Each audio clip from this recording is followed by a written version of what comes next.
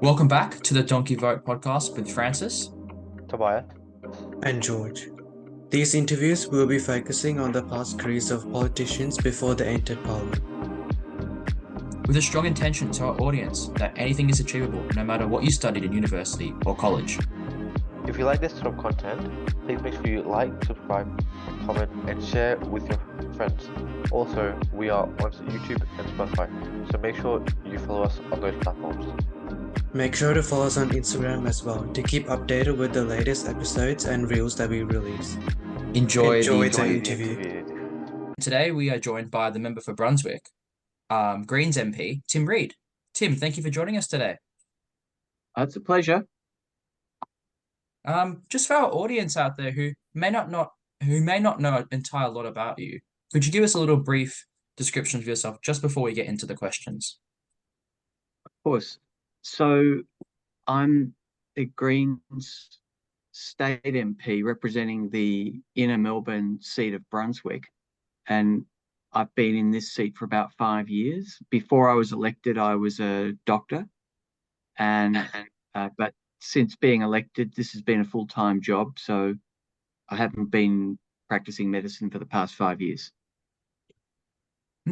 Very interesting background there, because I know many MPs don't really have that sort of medical background.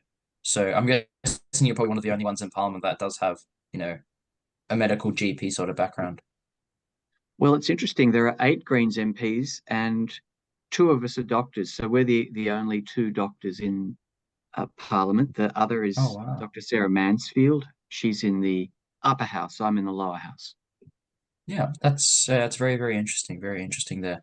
I think might as well get started with our questions. So, George, I think you have the first question here. Right, so how was the high school and university life? Do you have any memorable moments? Well, of course there are many, but I'll just pick out one. When I was a medical student, there was still lots of big billboards and other forms of advertising around Melbourne for cigarettes. And I remember one day in particular seeing a teenager with very severe asthma who smoked, and that's a really terrible combination. And walking out of the hospital and seeing a giant billboard advertising, I can't remember what brand now, maybe Marlboro cigarettes. And I got involved with a group of people who would go around spray painting health warnings on these ads. I did actually get arrested outside, in fact, at that billboard outside the Children's Hospital at the time. Oh, wow. But yeah, so there's a memorable moment for you. And anything really related to your university life as well? I know you went to University of Melbourne and you completed 2 bachelor degrees and even a doctorate there. So any memorable moments from university? Yeah, so well, that was what I just told you was actually when I was a medical student. Oh, But also, um, I got involved in the peace movement as a student, and back in the 1980s when I was at Melbourne Uni, there was a group called People for Nuclear Disarmament, which organised big rallies protesting our alliance with the United States and the whole nuclear umbrella of force that tied us up with, and the risk that posed to us. And actually, that risk might have diminished a little over the years, but it seems to have increased now, particularly with the Ukraine war and the risk that Putin might do something crazy. So I feel like it's actually still highly relevant. exactly. Yeah, and Putin has threatened, for nuclear warfare, when he did invade Ukraine. So it is a very, very important issue, and I think majority of people from all sides of politics really should be concerned by that, because at the end of the day, if a nuclear war starts, it probably will be the end of humanity as we know it. Indeed. Yeah. I think we'll move on now to our second question for you, Tim. So, prior to Parliament, you work as a GP in the inner suburbs while also specializing in sexual health later on in your career. Could you talk a little bit about your experiences as a medical professional? Sure. So early in my career, I worked in community health centres, which were government-owned health centres targeting low-income populations. And um, once I specialised in sexual health, I was spending a lot of time looking after people with HIV. And among my patients with HIV were people who didn't have Medicare cards. And if you think about it, HIV is a lot more common in, say, some African and Southeast Asian countries. And we had men and women with HIV from those countries in Melbourne, still have them, and they don't have Medicare for a variety of reasons. They might be out here on a working visa for a period of time. They might be the partner of someone who's out here for a while. Uh, any number of reasons. And these medications for HIV are very expensive. In fact, when they first came in, they were really expensive. And, we're looking at $1,000 a month for medicines that, and this is 20 years ago. So um, there was no way they could afford treatment. And so I did a lot of work trying to get medication for them, doing a bunch of things, some legal, some maybe not quite so legal, trying to get, for example, we pioneered a process of importing copycat medicines that were made in India in defiance of patent law. This is now widespread, and it's a process that's been legalized, but back then it wasn't. And so we got that going. Also, a lot of Australian patients who were on medication supplied by Medicare, sometimes they'd stop their drugs because of maybe a bad reaction, or we were changing the medicines to something else. And they'd have several months worth of expensive treatment sitting at home. And we made sure that stuff didn't make it into the rubbish bin. So, we did a few kind of recycling things like that. So there's a bunch of things that happened there. Now there's a more of a process for getting medicine for those people, but it's actually only very new, and it's been a 20-year period where it's been very difficult to treat these people. Yeah, that's very, very quite interesting there. And I believe, George, you have a question to ask Tim around the HIV medicines. Yeah. Are the medicines that are still expensive today? Yes, they are, but they've probably been overshadowed by newer medicines for hepatitis C and some other drugs that have even more humongous prices. Oh, Also, wow. the prices of some of the HIV medicines have dropped as they've combined more and more of these medicines into one tablet. So back when I was starting off treating people with HIV, you're looking at people taking 6 pills 3 times a day, and often now it's 1 pill once a day. So uh, just the reduction in quantity has also been a real advance. Yeah, and a lot of these medicines are pretty crucial for those patients out there. So the accessibility for to get these medicines, whether that be lowering price or making it more available in the market is pretty crucial. Absolutely. Hmm. Yeah. I think we'll move What? on to our next question for you, Tim. So this does relate a lot to your PhD in philosophy. George. Oh, yeah. So you've completed a PhD in philosophy, specializing in medical research. Are you able to talk a little bit about your medical research? Yeah, so my research was uh, around sexually transmitted infections, and I was involved in a number of projects. One of them was some randomized controlled trials looking at ways of encouraging particularly gay men to have HIV tests more frequently. The idea being that as a group at risk of HIV, if they were testing more frequently, they would be diagnosed earlier. And if you could get people diagnosed earlier, you could get them on treatment faster. And if you got them on treatment faster, there'd be less opportunity to spread HIV in the community, right? So frequent testing is one of the measures you need to encourage in order to reduce the transmission of HIV. So we did a bunch of things making testing easier, but all of these things made sense to do, right? People said there are a lot of barriers to testing. You got to book in and see a doctor, it takes ages and all that kind of thing. So we actually gave a group of men test request slips for an HIV test for free. They could go anywhere in Melbourne and get an HIV test anytime they wanted. Another thing we did was we trialed a finger prick blood test that gave a result not instantly, within about 20 minutes, instead of having to wait a week and come back a week or two later for the result. The importance of doing a randomized control trial is that you have a control group who doesn't get the thing you're doing. Typically, it's done with a new medicine. You give half your research group gets the new medicine and the other half gets nothing or the standard medicine. And you compare the outcome in the two groups. In this case, we compared the outcome of how frequently they tested for HIV over a year or so. And the other thing is the word randomized in this, which is you randomly allocate your study subjects into one or other group. So the two groups are the same.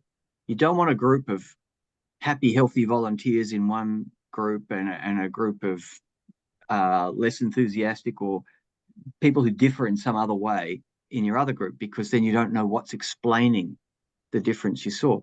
As it turned out, neither of these interventions had a significant impact in how often people tested. And this was really important because they both seemed like logical, sensible things to do to encourage people to test more frequently. Turns out they weren't worth the hype.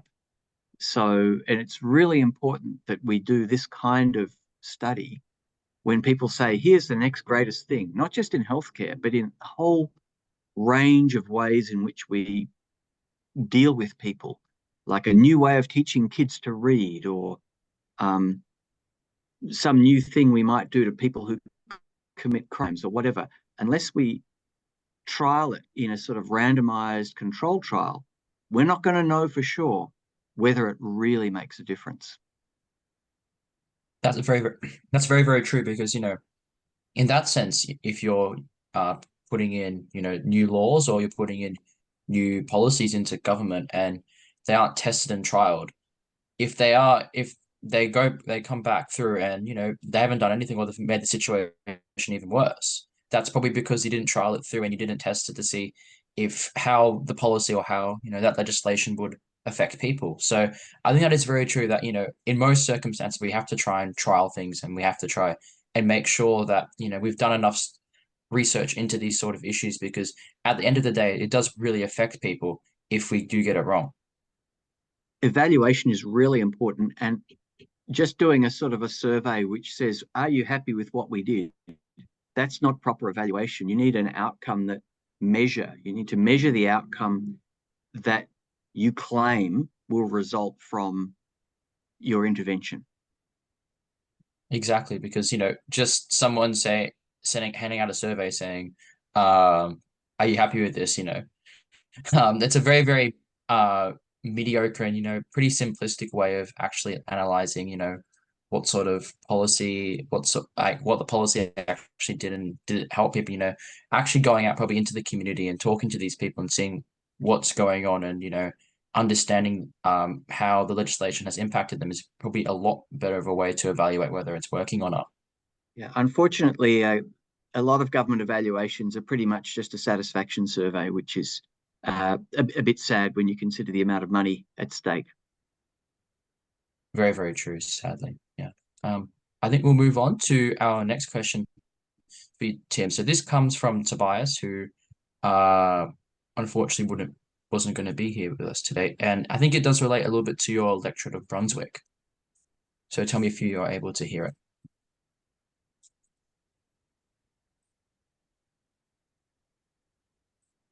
What are some of your priorities for Brunswick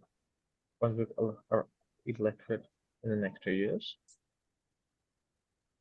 Sure. So, um, I think priorities for Brunswick. For a long time now, I've been campaigning for an upgrade in Sydney Road, and in particular for a separated bike lane. You know, so many people from Brunswick have a bike on their front porch or somewhere and use it to ride to work at the nearby public hospitals or at the university or in the CBD, and or ride they ride to school, um, and probably more people ride to work from Brunswick than from just about anywhere in Australia, and that's partly because it's situated just about 5k from the central business district, so it's a little bit far to walk. Some people do walk, but just a perfect distance for a bike ride. And the traffic congestion is so bad. So uh, what we need to do is look after people who have decided to leave the car at home and get on the bike. They're doing us a favor, right, by reducing emissions and by keeping themselves fit, and and they're reducing congestion on the roads. The least we can do is look after people by building proper separated bike lanes and all the other bike infrastructure that you see in European cities where they really get this.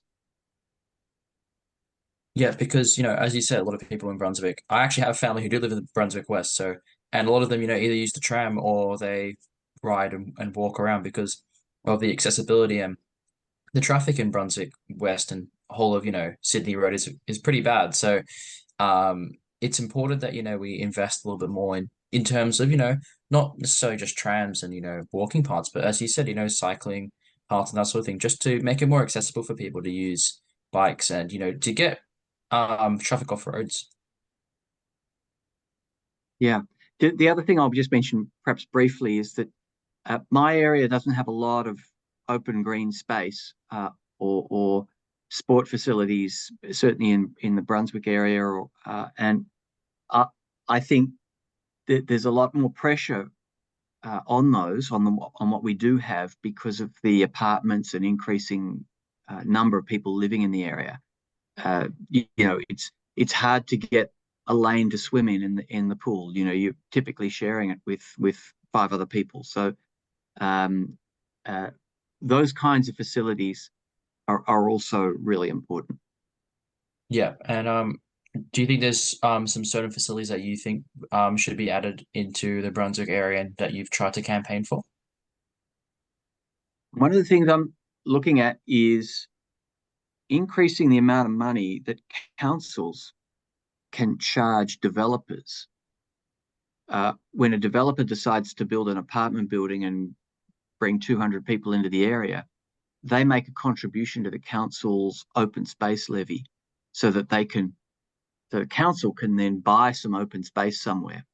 But inner city land is so expensive that we need to increase that contribution. And I think that's a useful thing that I can do as a state MP to help councils meet those needs.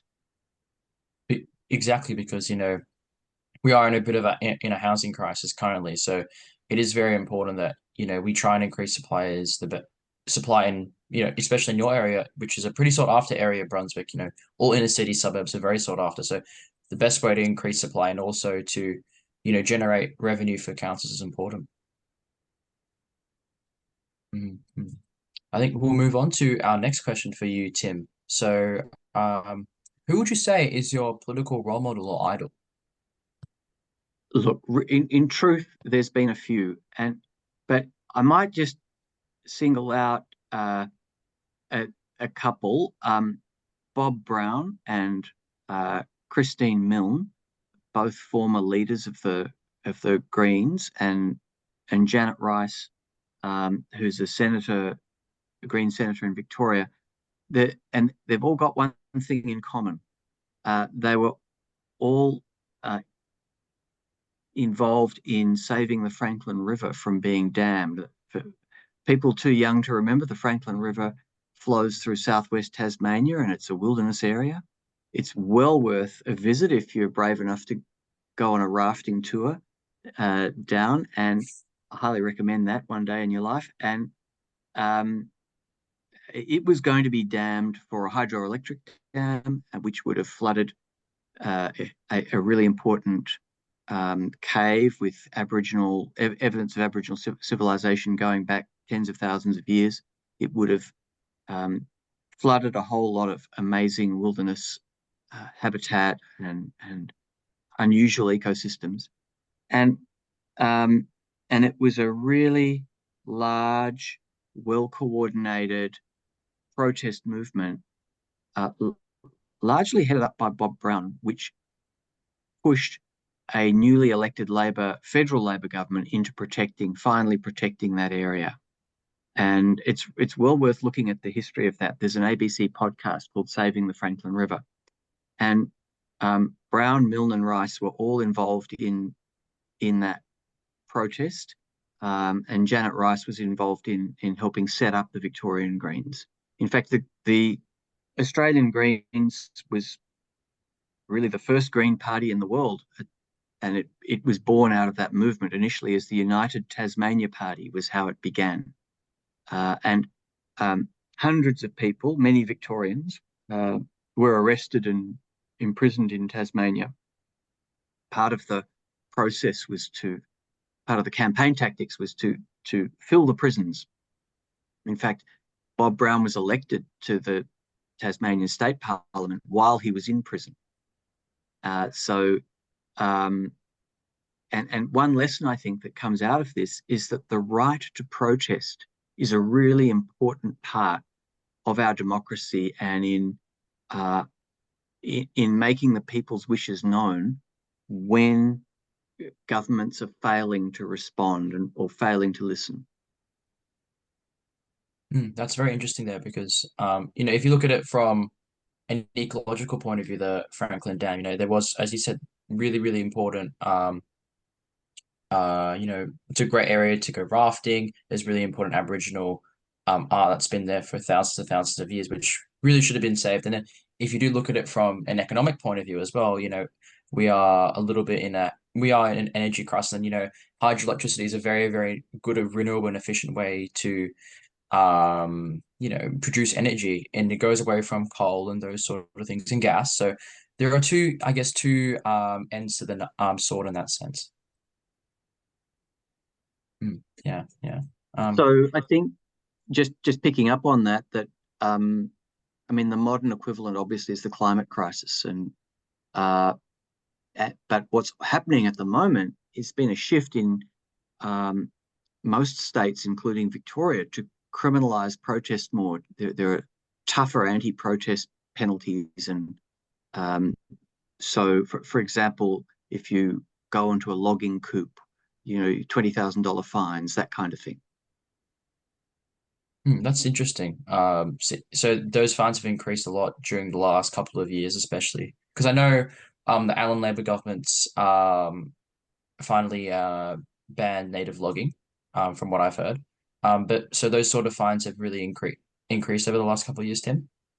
Uh, in fact, there was some legislation that went through, I'm going to say 2 years ago, which did increase that.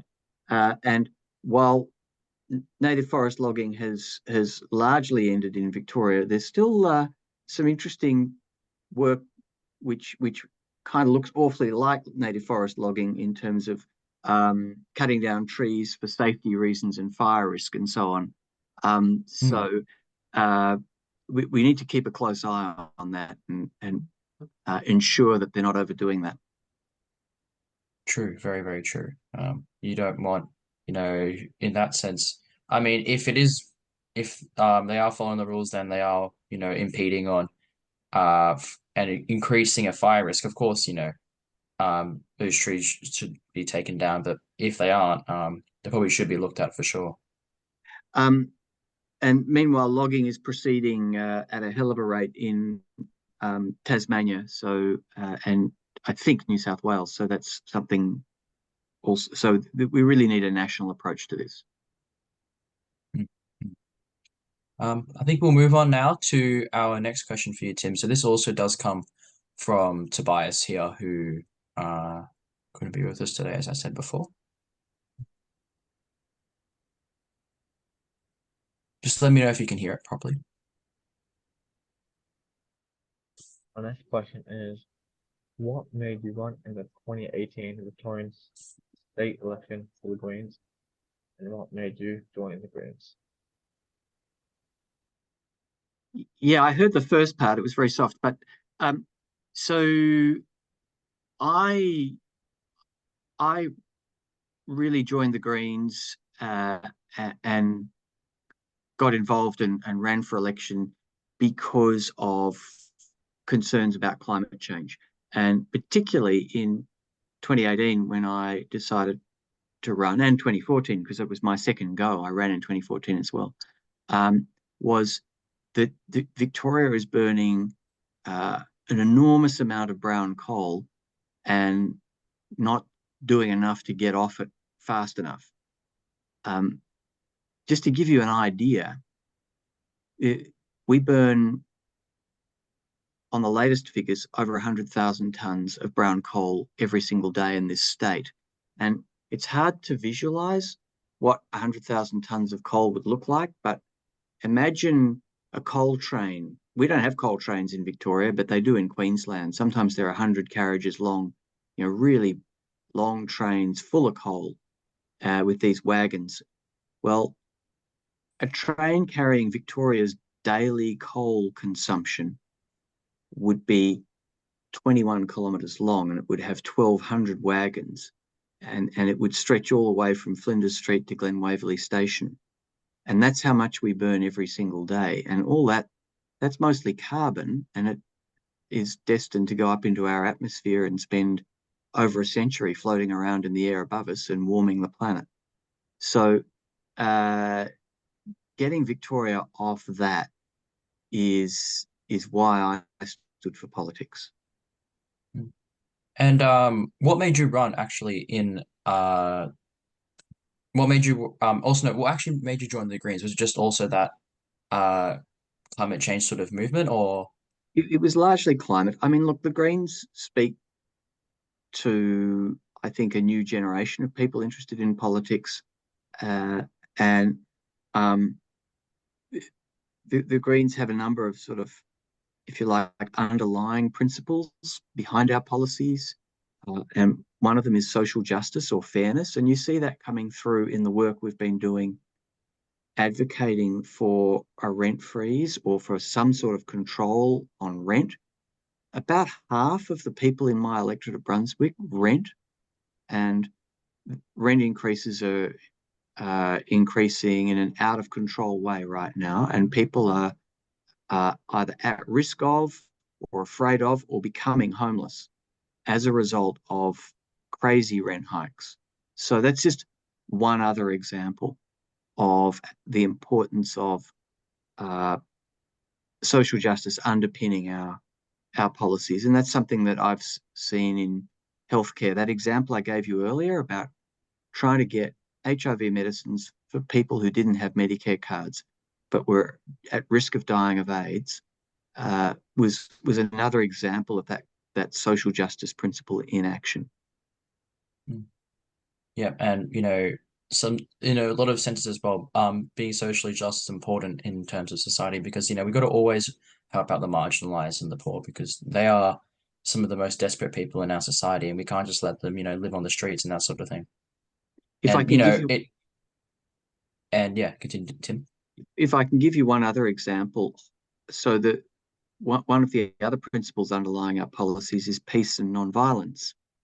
It doesn't necessarily hit the headlines as often for the Greens, but it's still very important, and it underlies, for example, the Greens' opposition to more open slather gun laws.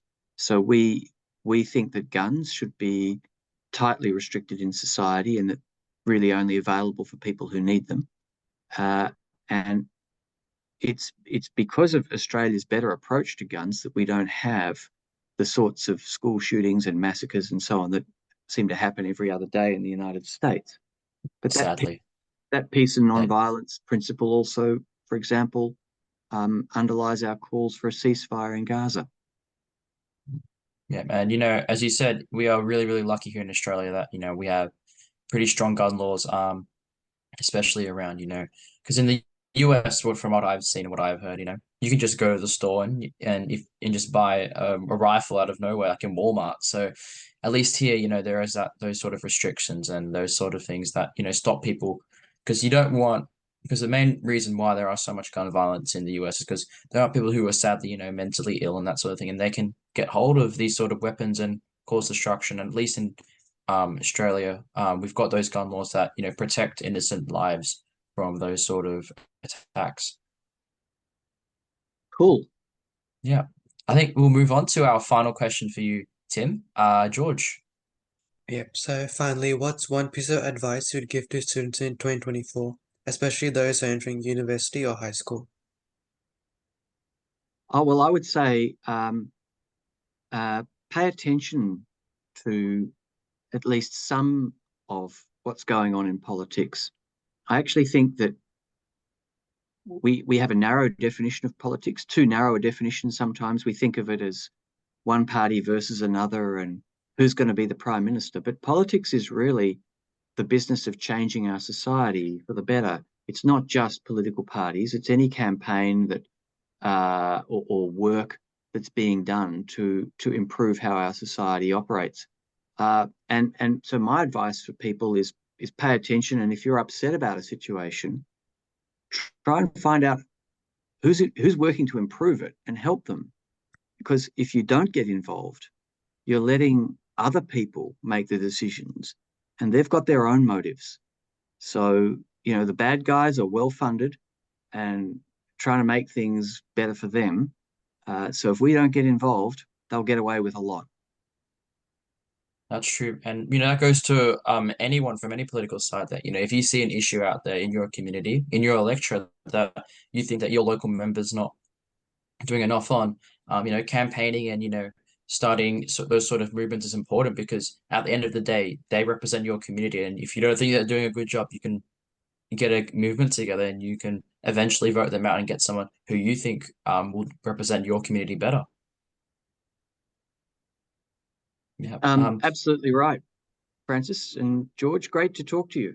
Yeah, great to talk to you, Tim. Those are all our questions for you. And I do realize you said we've only got 20 or 30 minutes with you, and I think we've gone a little bit over time, but we do really appreciate you coming on the podcast and talking to us and really talking about your career before politics and things that you want to do for Brunswick and giving some advice to students as well. So we do really appreciate it all. It's been fun. I've enjoyed it. Thanks very much.